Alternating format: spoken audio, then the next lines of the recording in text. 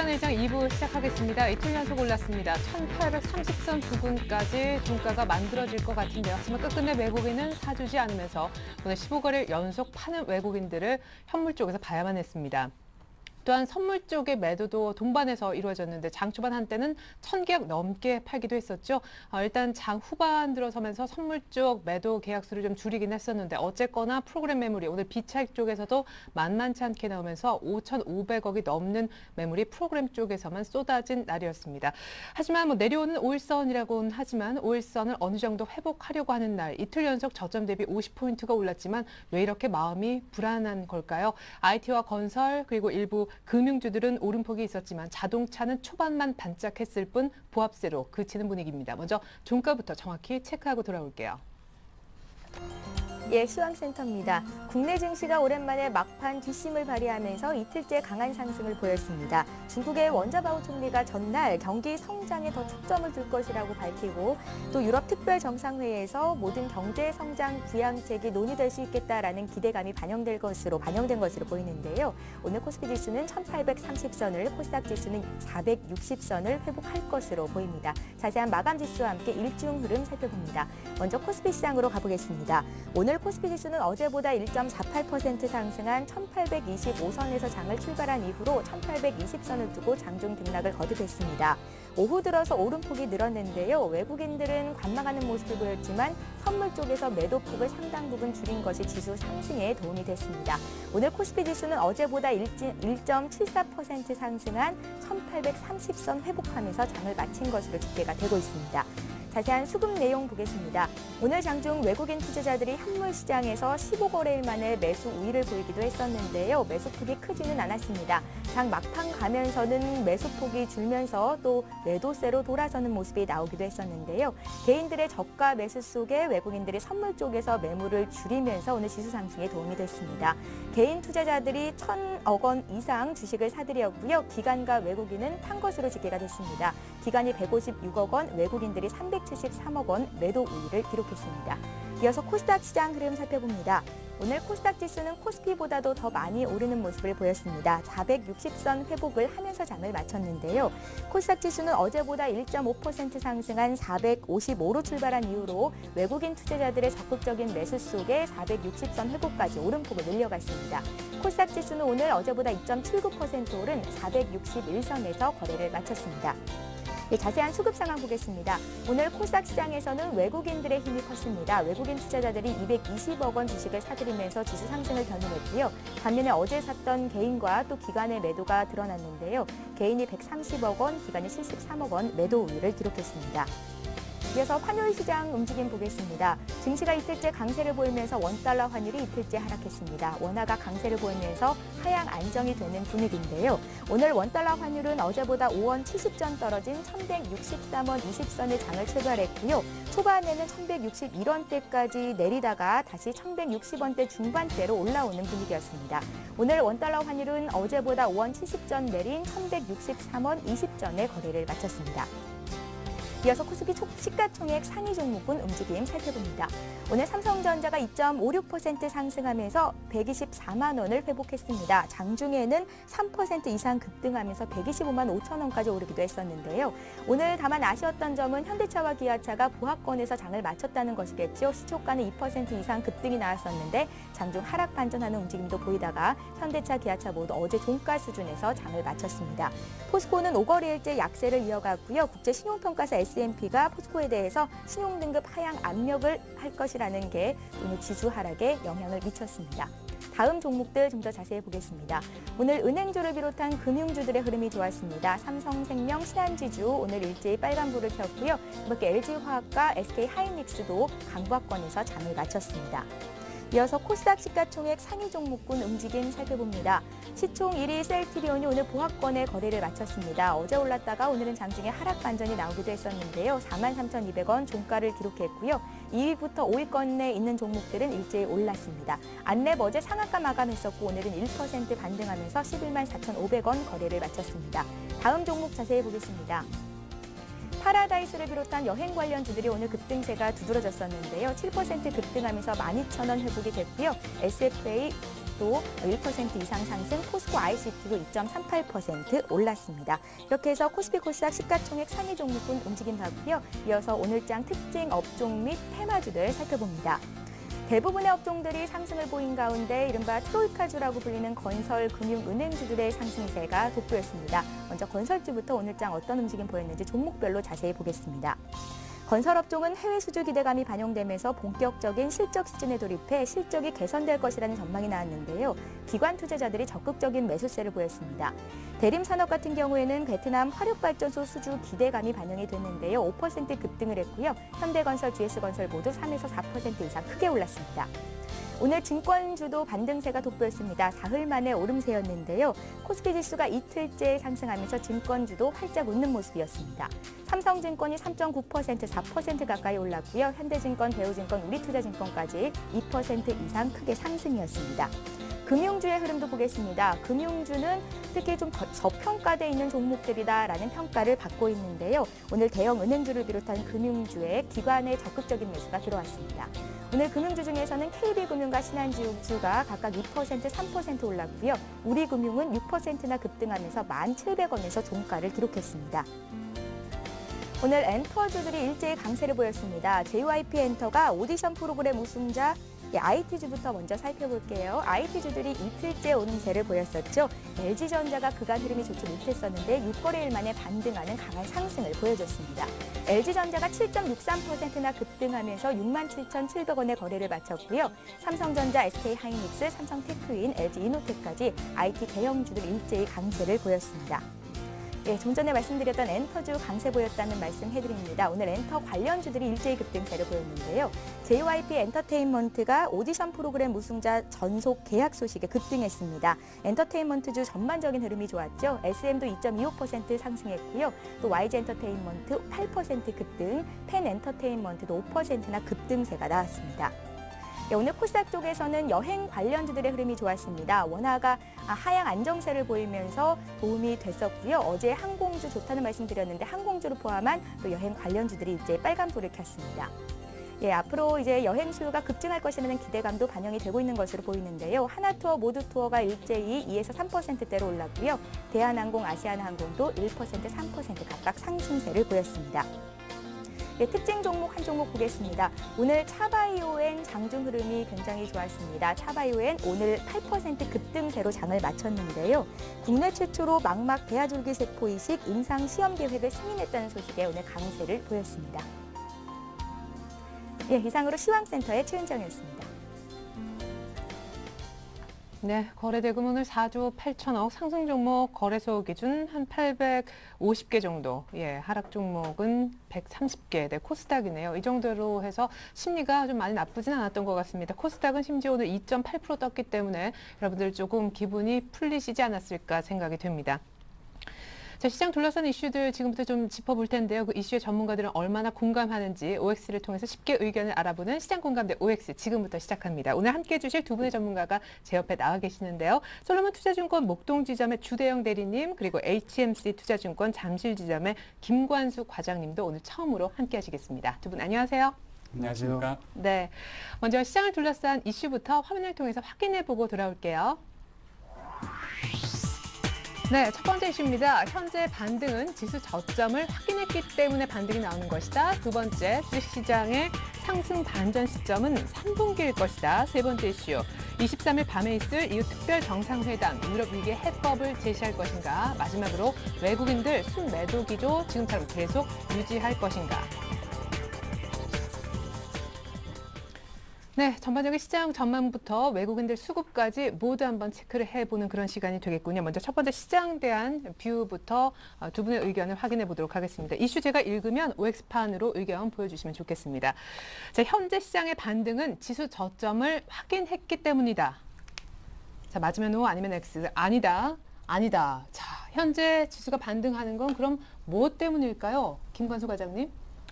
예, 어쨌든 지금 지수는 그 글로벌 증시에 영향을 받고 있어서 탄력이 상당히 둔화되어 있는 상태이고요. 대외 변수에 따른 지금 변동성이 너무 큰 장이기 때문에 단기적인 낙폭이 과대했던 거에 대한 기술적 반등 정도의 수준으로 보셔야 될 것 같습니다. 예. 그러면은 지금 아직 바닥을 확실히 찍었기 때문에 올라오는 건 아니다. 뭐 흔히들 이제 외바닥이라고 하는데 쌍바닥이 나와야 진짜 간다. 한 번 더 바닥이 나온다 이렇게 보시나 봐요. 그렇죠. 일단은 지금은 하락 추세 국면에 놓여 있기 때문에 진정한 바닥을 확인했다고 보기에는 조금 다소 어려운 부분이 있고요. 중요한 것은 외국인의 수급의 문제인데 네. 외국인이 지금 15일 거래일째 계속 매도세를 이어가고 있다는 것은 시장에 있어서 수급에 있어서 상당히 좋지 않은 모습을 보여주고 있습니다. 네. 일단 외국인이 돌아와야지만 지수가 진정한 이제 반등을 하는 모습을 보여줄 수 있을 것이고요. 네. 그 안에는 다소 이제 미약하나마 뭐 연기금이라든지 다른 그 수급 세력들에 의해서 지수가 좀 어느 정도 바닥을 확인해 나가는 과정을 거칠 것으로 예상이 됩니다. 네, 좋습니다. 아직 뭐 바닥은 아니고 어제 오늘 올라온 거는 그만큼 많이 빠졌기 때문이지 여기서 더 안 빠진다는 확신 때문에 올라오는 건 아니다. 바닥은 아직 안 찍었다라는 의견. 역시 김관수 과장님의 의견 일단 낙폭과대 때문에 반등이다 이렇게 들어봤는데 본격적인 반등은 아까 외국인들이 살 때만이 진정한 반등이다. 그 뒤에 유럽 쪽도 좀 같이 풀려야 될 것 같아요. 아무래도. 맞습니다. 근데 유럽 문제가 뭐 단기간 안에 1년 안에 끝나는 문제가 아니고요. 그렇죠. 이미 그 주변 국가로 파급되느냐 여부도 관심이 가는 부분이지만 우선은 지금 당장 6월에 있을 그 그리스의 2차 총선 결과에 모든 시선이 이제 집중이 되어 있는데요. 네. 일단은 유럽의 문제가 유럽 나라에만 국한되어 있는 게 아니라 지금 아시아라든지 이머징 국가에도 상당히 그 유동성에 있어서 문제를 많이 야기시키고 있습니다. 그래서 유럽의 문제가 단기간 안에 해소되기는 상당히 어려울 것 같고요. 다만 이제 6월에 있을 총선이라든지 혹은 뭐 내일 모레 있을 그 EU 정상회담이라든지 이런 곳에서 그 어느 정도 이제 미봉책이라고 할까 그 뭐 임시 방편을 이제 제안을 하게 되면 네. 그 다음은 미국과 중국의 이제 경기 부양책에 의해서 그 유동성이 다시 재확대가 되느냐 여부에 네. 따라서 지수의 반등을 가늠해 볼 수 있을 것 같습니다. 네, 어차피 유럽은 이런 문제가 완전한 해결이라는 것이 조금 어렵기 때문에 어느 정도만 좀 잡아주면, 그죠? 다른 모멘텀은 미국이나 중국이 제시를 해야 된다 이런 의견이었습니다. 자, 본격적인 반등 이전에 어쨌거나 어제 오늘 특히 어제에 비해서 오늘은 좀 올랐다 싶을 만큼의 지수 상승폭이 있단 말이에요. 역시 어떤 이유 때문에 반등했다고 보세요?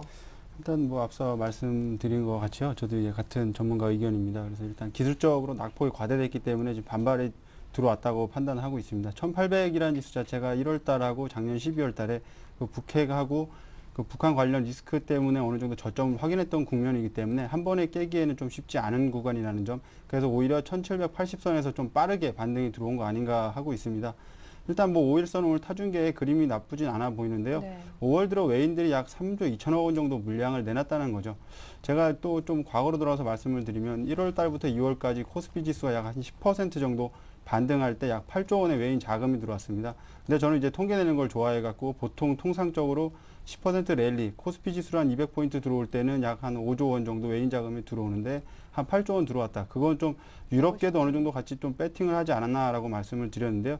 일단 급한 유럽 쪽의 증시 자금들이 좀 빠져나가고 있다고 보고 있고요. 거기에 연동해서 원달러 환율도 조금 급등하는 모습들이 일단은 통화 쪽에서의 흐름이 좀 더 빠르다고 봤을 때 아직은 저점은 아니다라고 저는 좀 판단을 하고 있습니다. 그래서 1800선에 대한 지지 여부는 어느 정도 반등이지 지지 라인으로서 형성되기엔 좀 부족하지 않나. 오히려 1800을 좀 아래쪽으로 좀 강하게 빠지면 1800까지 다시 열어놓고 단기적인 매수 마인드는 가능한데요. 좀 중장기적으로 놓고 보기에는 지금 아직 시기가 아니다라고 말씀을 드리겠습니다. 그러면 1차적으로 조금 만약에 내일 모레 추가 반등을 한다면은 얼마까지 가겠는지, 그리고 다시 빠진다면 지난번 저점을 깰 수도 있나요? 1차적으로 기술적으로 보면 한 1850선이죠. 쉬어가는 마디 정도까지는 한번 당겨줄 수도 있는 그런 지수대까지 올라왔습니다. 1828까지 올라와 있으니까 충분히 뭐 한 1% 정도만 상승해주면 1850선까지도 밟아줄 수 있는 모습인데요. 네. 외인들의 그 매도 기조가 금일도 외인들이 매도를 안 했기 때문에 반등한 거지 뭐 사줘서 반등한 건 아닙니다. 그렇다면 기술적 반등한 걸 좀 유념해 두셔야 될 것 같고요. 5일선이나 121선의 그 각도들이 점점점 커지고 있다는 점은 오히려 하락 추세 중에 반등이기 때문에 이런 데서 따라가면서 수익을 내려고 좀 전략적으로 접근하시는 분들은 오히려 종목으로 접근했을 때 좀 물리는 경우가 좀 많으니까 유의를 하시는 게 좋다고 말씀을 드리고 싶습니다. 예, 그리고 하나 더 질문 있었잖아요. 네. 예, 한 번 더 하락하면 예. 지난 저점을 깰 건가? 저는 일단 개인적으로 볼 때 깬다고 싶으면 1779가 지금 바닥으로 제시되고 있는데 그 부분을 깼을 때는 오히려 단기 반등이 들어올 수도 있고요. 이 부분에서 오히려 조금 흐리멍텅하게 좀 반등이 들어온다 싶으면 오히려 그건 이제 페이크라고도 좀 생각을 하고 있습니다. 그래서 1780선에 대한 지지 여부는 1800과 같이 그냥 세트로 놓고 보시면 될 것 같습니다. 그래서 기술적으로 단기 대응 국면이지 이곳에서 의미 있는 반등이 나올 거라고는 저는 개인적으로 생각하지 않고 있고요. 외인들이 매수 기조, 순매수 기조가 한 5천억 이상 들어오기 전에는 아직까지 순매도 기조라고 말씀을 드리고 싶습니다. 예, 좋습니다.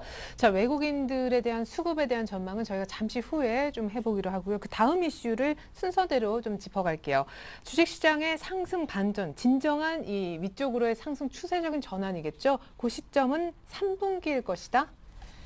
자, 3분기에 시장 완전히 간다. 그렇지 않고, 맞다. 3분기에 간다. 오늘 사실 앞서서 일부에서도 어떤 분이 뭐 삼성전자 실적에 대한 어닝 그 전망치도 얘기를 하시면서 3분기에 온갖 그 경기 부양책들이 다 나올 수가 있다고. 어떤 이유에서 그렇게 보세요?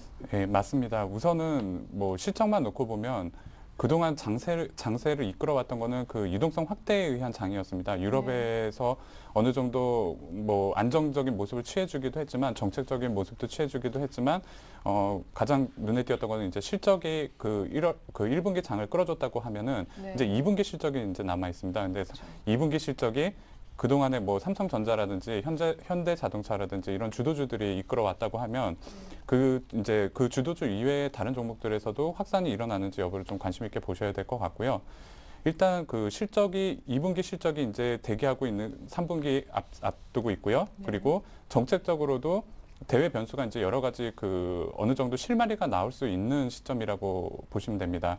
그게 이제 유럽에서의 그 그리스 2차 총선이 이제 끝나는 모습에 따라서 그리스가 이제 유로존을 이제 이탈하느냐 아니면 잔존하느냐 여부가 이제 남아 있게 되겠고요.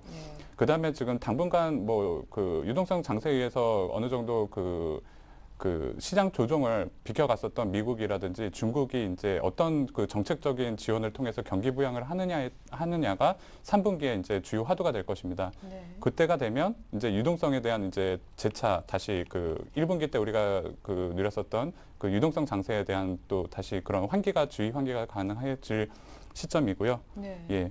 그렇군요. 아니 그러면은 멀리 지금 이제 크게 본다면 사실 한 분기가 이제 석 달을 의미하잖아요. 그렇죠. 1, 2, 3, 4, 5, 6, 6월 되면 이제 2분기도 끝나는데 3분기에 그렇게 시장이 갈 거라면은 2분기는 전체적으로 보면은 조금 싸게 살 수 있는 그런 구간이 될 수도 있겠네요. 맞습니다.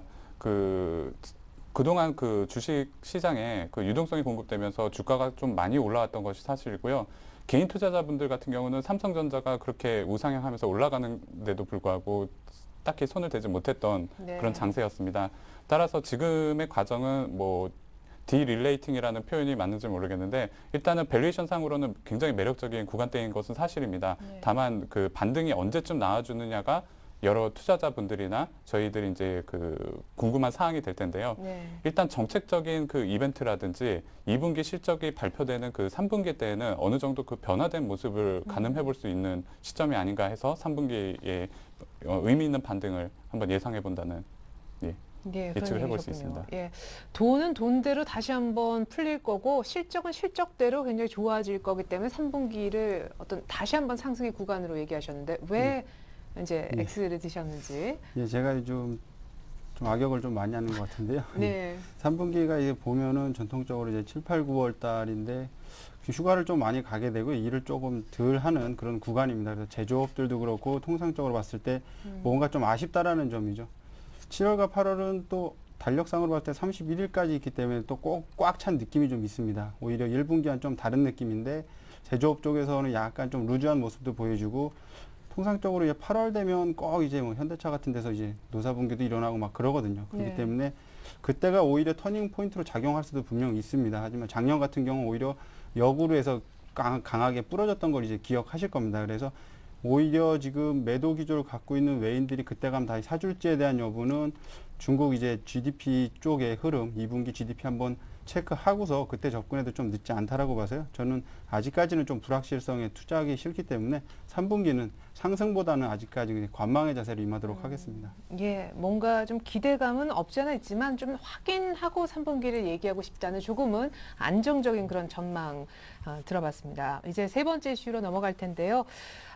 시장의 관심이 여기에 지금 쏠려 있죠. 23일 밤에 있을 EU 특별 정상회담, 유럽 위기의 해법 제시할까요? 자, 유럽 위기 해법 특별 정상회담에서 안 나온다. 아우, 두 분 의견 같으신데 아까 이제 김관수 과장님은 잠시 후에 이유 들어보겠지만 미봉책 정도를 생각하시는 것 같고 주대영 대리님은 진짜 악역을 도맡아. 지금 프랑스 재무장관하고 이제 독일 재무장관하고 밤에 만났잖아요. 거기서 나온 외신 지금 추가적으로 보니까 논란이 되는 모든 의제를 테이블 위에 올려놓고 얘기를 해보겠다. 이렇게 프랑스 재무장관이 얘기했대요. 그래서 지금 정면 충돌이 얘기가 되고 있어요. 맞습니다. 오히려 걱정되는데요. 오히려 지금 뭐 메르켈 총리하고 올랑드 당선자 간에는 이제 이격 좁히기가 지금 들어갔다고 보고 있거든요. 메르켈 총리 뭐 지역구에서 좀 참패한 것도 있고 분명히 이제 긴축보다는 이제 성장 쪽에 포커스를 좀 맞추겠다라고 했는데 원래 실무진들은 또 이런 게 또 잘 안 먹힙니다. 이제 재무장관들은. 재무장관들은 꼭 이제 자기가 그 확실한 재무통이기 때문에 좀 뭔가를 해결하고 싶고 나서고 싶은 그런 욕망이 좀 있어서 저도 기대를 하고 있지만 일단 G8 정상회담에서도 이렇다 할 논의가 없었다는 점. 오히려 그리고 지금 시장 상황을 보면 이게 오히려 출구 전략 쪽에 가깝지 않나 할 정도로 시장이 갑자기 무너지고 깨지고 있습니다. 그렇다는 걸 좀 복합적으로 본다면 일단 유로존 리스크가 수면 위로 떠오른 상태에서 지금 여기서 지금 무언가 하나 지금 만들어내겠다는 그들의 의지가 있는데요. 그러니까 LTRO 쪽 유동성을 공급하기에는 조금 아마 좀 늦은 감이 없지 않아 있고요. ECB 역시도 조금 약간 좀 소극적인 자세를 보여주는 게 그리스에 대해서 너무 가타부타 좀 말들이 많은 게 사실입니다. 오히려 그리스 내에서는 유로존을 탈퇴하나 안 하나 뭐 이런 부분에 대해서 선거까지 생각하고 예상하고 있지만 오히려 그 주변 국가에서 말들이 더 많기 때문에 그리스가 독자 노선을 걸을 가능성도 좀 배제할 수가 없기 때문에 그 부분에 대해서 좀 더 민감하게 좀 보셔야 될 것 같은데요. 일단 저는 그리스보다는 좀 스페인 쪽이 더 위험하지 않나라고 좀 보고 있고요. 스페인 쪽에 그 알테아 휴양 도시를 전후해서 그 부동산 관련 거품들이 지금 많이 빠지고 있습니다. 그리고 재정적으로 봤을 때 부동산 거품이 빠짐으로 해서 그 시민들의 그 생활 자체가 힘들어지기 때문에 그 부분을 이제 재정 적자로 커버할 수 있는 부분은 아니거든요. 지금 오히려 긴축이기 때문에 서민들한테 대출도 죄어 올 거고 분명히 오히려 다시 받아내려고 더 하기 때문에 지금은 쌍방간에 있어서 그러니까 정부하고 시민 간에 있어서 충돌이 더 큰 시점입니다. 그래서 스페인 쪽을 좀 더 위험하게 보고 있고 스페인 이상으로 좀 전이가 안 됐으면 하는 뭐 나름 바람을 가져보는데요. 재무장관 회의를 놓고 봤을 때는 저는 일단 좀 불확실성이 더 확대될 수 있다라고 좀 말씀을 드리고 싶어요. 모든 가능성, 모든 채널을 열어놓고 협상을 하겠다는 건 그만큼 리스크가 증대될 수 있는 가능성이 있기 때문에 저는 좀 더 안 좋게 지금 보고 있습니다. 네, 커질 수 있다 불확실성을 조금 대비를 오히려 해야 될 때다. 지금 아마 확실하게 논의가 되는 사항 중에 하나는 단일 유로본드, 유로 채권 발행에 대한 논의가 아닐까 싶은데 프랑스는 이제 발행하자 쪽이고 독일은 아주 타이트한 규제가 있지 않은 한 좀 안 된다라는 쪽인데 이 얘기에 좀 진전이 있다면 시장이 좋아할 것도 같은데 왜 또 X를 드셨는지. 일단은 뭐 아까 말씀드렸듯이 3분기에 기대되는 부분이 어느 정도 예상은 되지만 단기간이 내일 모레 당장 이 유럽의 정상들이 만난다고 해서 그동안에 수십 년간에 쌓여왔던 재정 적자에 대한 문제를 한 방에 해결하기는 사실 어불성설이라고 봅니다. 일단은 우선 정상들이 만나서 어느 정도의 그 공감대를 형성하는 것을 이제 확인해 가면서 시장이 안도하는 모습을 보일 지연정 진정한 해결책을 제시하기에는 다소 어려운 부분이 있습니다. 다만 이번에 이제 정상 회의가 있은 후에 그 실무적으로 ECB에서 어떻게 이제 그 향후에 그 유럽판을 다시 짜느냐 여부가 이제 관건이 될 텐데요. 기존의 그 대규모 그 예금 인출을 막기 위해서 그 지금 흔히들 뭐 뱅크런에 대한 그 리스크를 많이들 얘기를 하고 있는데 그 중앙은행에서 그걸 지급 보증을 어떻게 해주느냐 여부도 관건이 될 것이고요. 금방 우리 앵커님께서 말씀하셨던 유로본드도 그 중에 하나가 될 것입니다. 그러니까 미봉책이겠지만 어쨌거나 어느 정도 합의가 좀 정상들 간에 나오면 뭐 긴축의 요 정도 성장을 좀 덧입히겠다라든지 윤곽이 나오면 시장은 안도랠리는 좀 더 나올 것이다. 그 포인트가 역시 우리 아까 주대용 대리님이 얘기하신 1850 라인 정도 됩니까? 제가 보고 있는 밴드는 지금 뭐 하단 밴드는 한 1750에서요, 1900선 정도로 보고 있고요. 그 안에서는 언제든지 하단의 저점을 확인해 가면서 기술적인 반등이 나올 수 있는 구간입니다. 예, 1900까지. 네. 알겠습니다. 자, 이제 마지막 이슈 얘기를 해보겠습니다. 두 분이 외국인들 수급에 대해서 굉장히 하실 말씀이 아까부터 많으실 것 같다는 생각이 드는데요. 외국인들의 순매도 기조 계속 유지될까? 자, 계속 유지가 된다. 외국인들 계속 팔 거다. 이것도 이제 의견이 같으신데, 주대용 대리님. 네.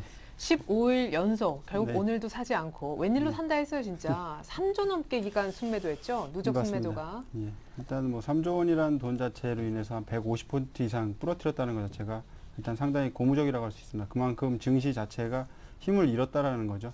누군가 사주는 주체가 없다라는 겁니다. 기관이 뚜렷하게 지수 방어해 줄 수 있는 의무도 없고요, 지금.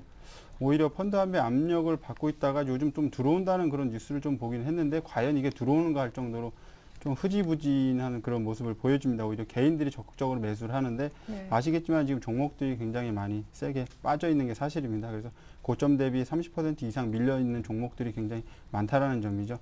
오히려 삼성전자는 독야청청하게 또 뭐 120만 원 또 탈환해주고 급등하고 이런 모습 보여주는데요. LG전자 같은 경우도 지금 작년 그 11월에 1조 원 유상증자를 단행했던 가격까지 갔다가 한번 리바운딩이 들어왔습니다. 그만큼 시장의 관심사는 이제 매물대가 어디냐를 찾는 건데요. 지금 1800선에서 일단 반등을 주긴 좋습니다. 그렇지만 외인들은 아직 좀 사주고 있지 않으니까 그런 부분들을 봤을 때 왜 그렇게 외인들이 팔까라는 부분인데요. 저는 일단 지속적으로 외인들이 파는 거에 대해서는 일단 달러 강세 원인을 좀 찾고 싶습니다. 일본도 엔고가 잠깐 가는 것 같더니 또 다시 또 엔저로 또 빠져서 또 재정 적자가 또 커졌고요. 네. 상대적으로 미국도 재정 적자에 대해서 안전하다고 할 수 없는데 지금 달러 강세로서 그나마 좀 안전한 모습을 보여주고 있습니다. 스프레드 거래라고 말씀을 드릴 수 있을 것 같은데요. 미국을 사고 유럽을 파는 그냥 전형적인 거래라고도 볼 수 있거든요. 지금 다우지수 같은 경우는 상당히 좀 강한 모습을 상대적으로 보여주고 있다는 점이 미국 재정 적자는 다른 나라보다 안전하다. 이게 또 이제 기축통화 쪽으로도 넘어갈 수 있는 부분 같은데요. 유로 달러하고 달러 그리고 이제 마지막으로 엔화가 이제 세 가지가 이제 기축통화로 쌓는데 거의 90% 이상 달러가 그걸 장악하고 있죠. 그래서 엔화 쪽하고 유로 달러 쪽 흐름을 흐리면서 미국을 좀 강하게 그런 보호주의 정책을 펼치는 것이 아닌가 하는 것도 있습니다. 그리고 페이스북 역시 요번에 상장하면서 그 시장에 있는 돈을 이제 쫙 빨아들였죠. 그렇다면 거기서 이제 소외됐던 그런 돈들이 어디로 갈지 한번 또 체크해 봐야 될 것 같고요. 페이스북 자체는 제가 좀 언급드리기 좀 힘들 것 같아요. 저도 그 잘 안 하는데 저는 일단 좀 보수적인 스탠스를 갖고 있는 게 그런 광고 클릭에 대해서는 전 개인적으로 이제 좀 신뢰도가 좀 떨어지는 편입니다. 저 같은 경우는 뭐 절대 광고를 클릭 안 하거든요. 예, 광고를 어쩌다 한번 잘못하면 클릭이 되잖아요. 네, 그렇죠. 네. 그런 거 이제 흔히 뭐 전문 용어로 낚였다 그러죠. 예.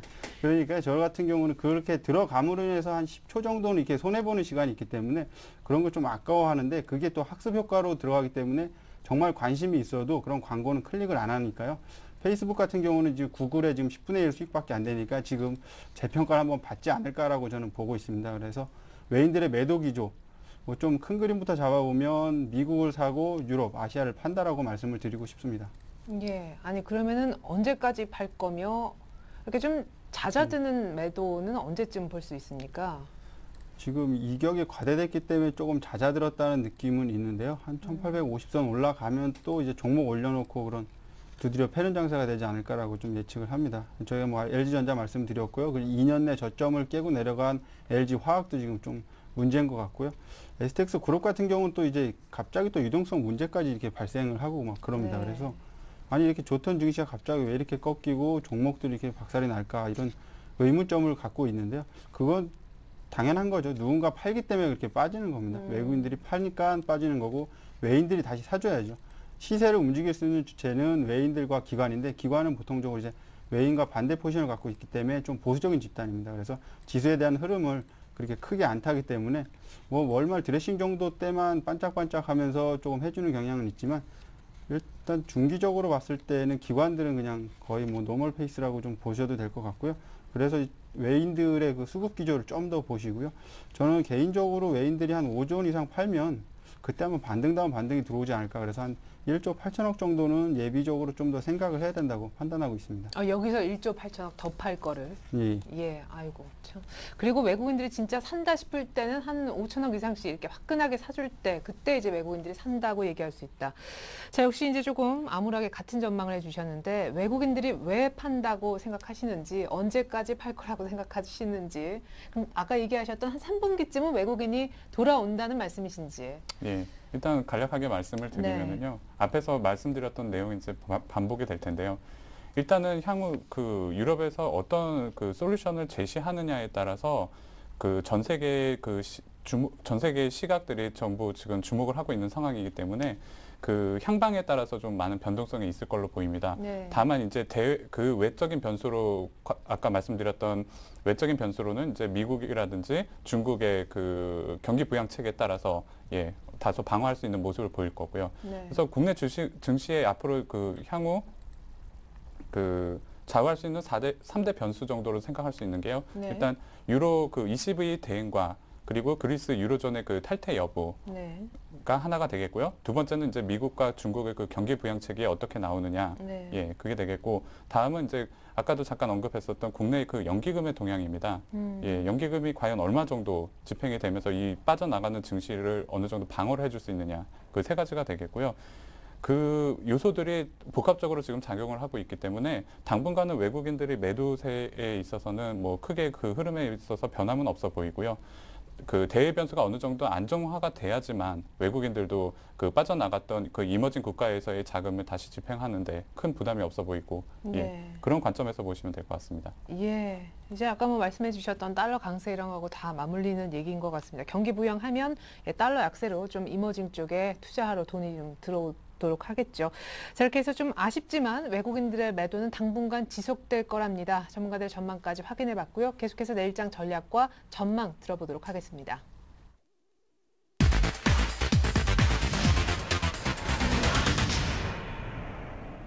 네, 내일장 해결의 키 먼저 주대용 대리님께 여쭤보고 싶은데 이틀 연속 올라도 여전히 기술적 반등이다 하셨잖아요. 네네. 오늘 밤에 뭔가 재료가 추가적으로 없으면 또 곧바로 빠질 수도 있나요, 내일? 일단 저는 밴드 자체를 이제 1800을 중심으로 해서 위아래 한 20포인트 잡았는데요. 오늘 1820선에서 조금 되밀리는 모습을 보이더니 종가에 좀 치고 올라왔습니다. 상대적으로 뭐 다행이라고 좀 생각을 하고 있고요.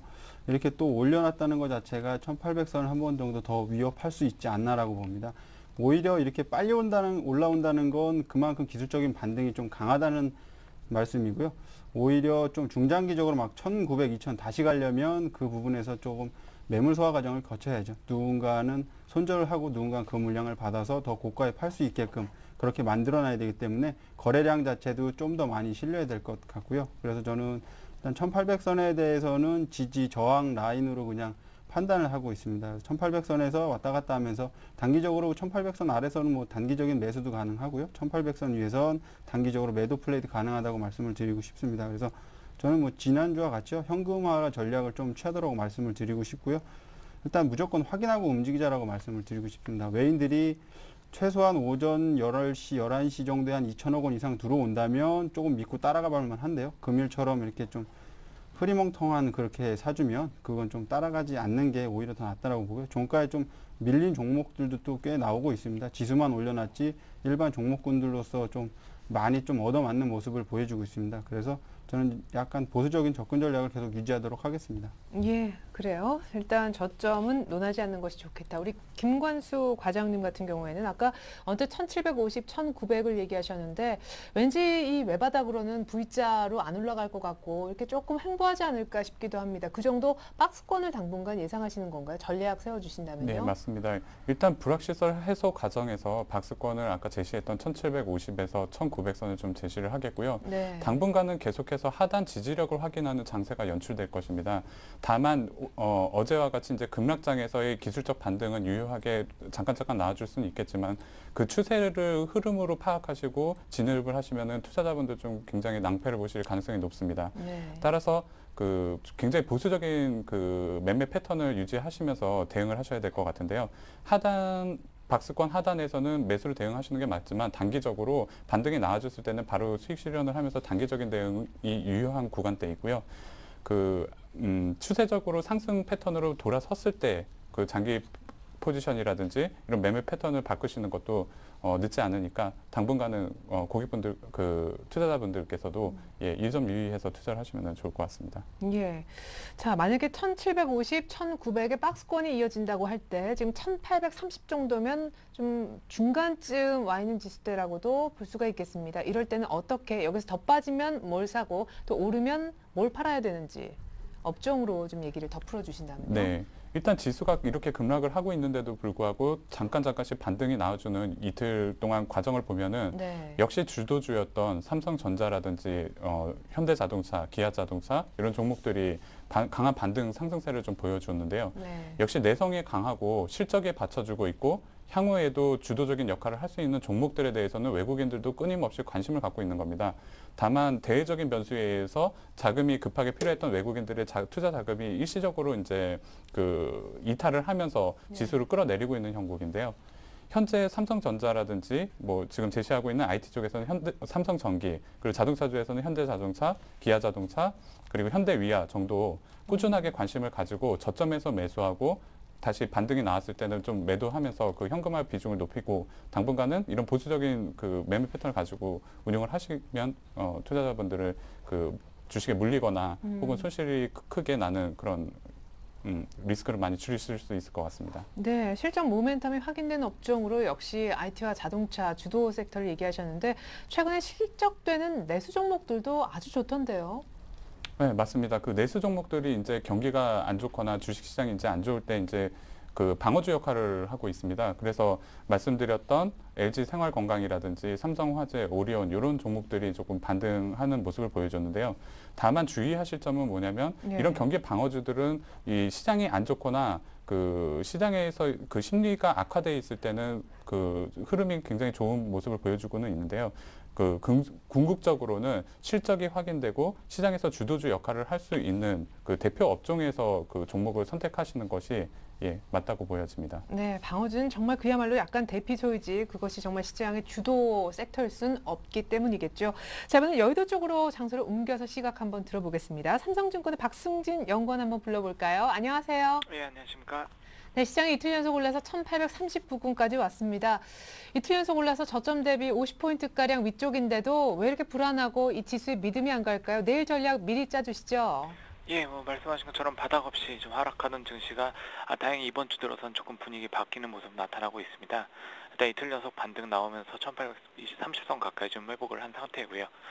일단 뭐 반등의 그 배경 자체는 일단 유럽 그 각국에서 나타나고 있는 미묘한 변화들 이런 부분들이 지금 뭐 그 끝까지 가던 그 공포 심리를 조금씩 좀 안정시키는 모습들이 나타나고 있다고 볼 수 있겠습니다.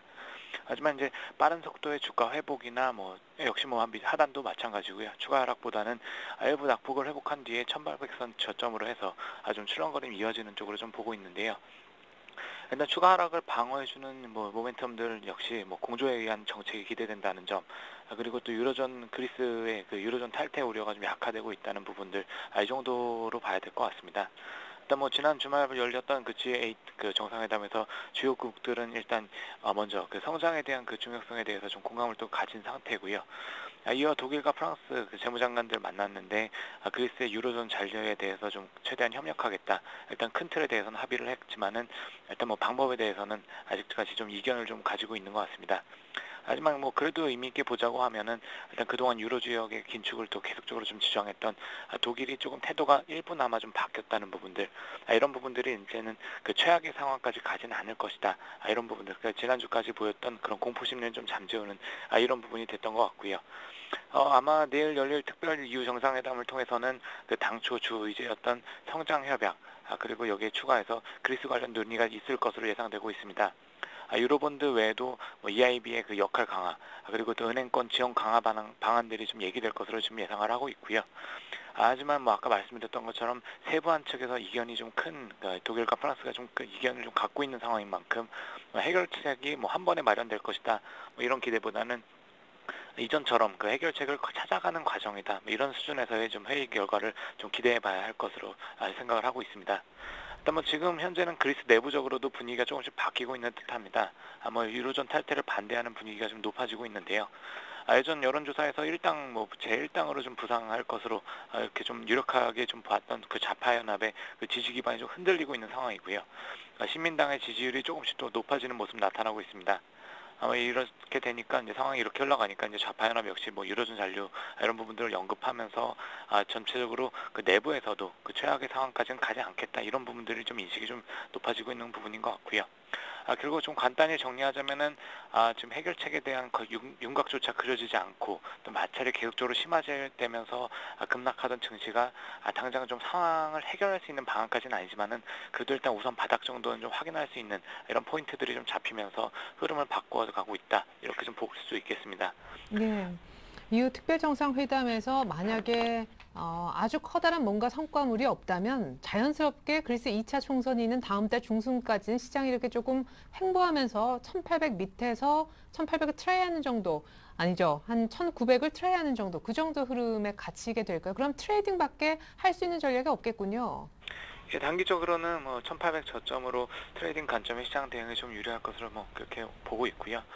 지금 현재 흐름 6월 중순까지는 말씀하신 것처럼 이제 해결책에 대한 논의와 각 주체들이 좀 협의점 찾아가는 과정에서 뭐 잡음도 들리겠고 또 기대감들이 또 맞물리면서 일단 뭐 이벤트들 몰려있는 6월 중순까지는 좀 출렁거림 지속해 가는 쪽으로 좀 판단을 하고 있습니다. 다만 좀 장기적인 시각에서 본다면은 일단 바닥은 조금 그 지지력을 좀 계속 확인할 수 있다는 점에서 실적에 대한 그 연간으로 봤을 때 실적에 대한 신뢰가 높은 종목들 뭐 말씀하셨던 IT나 자동차 쪽에 좀 분할 매수 차원의 투자 전략 충분히 가져갈 수 있는 시점이다 이렇게 보고 있습니다. 네, 아무튼 시장 전반적으로는 본격적인 반등이라기보다 1800선에서 출렁임 정도를 또 예상을 해주셨습니다. 삼성증권의 박승진 선임연구원 분석이었습니다. 전략까지 감사합니다. 예, 감사합니다.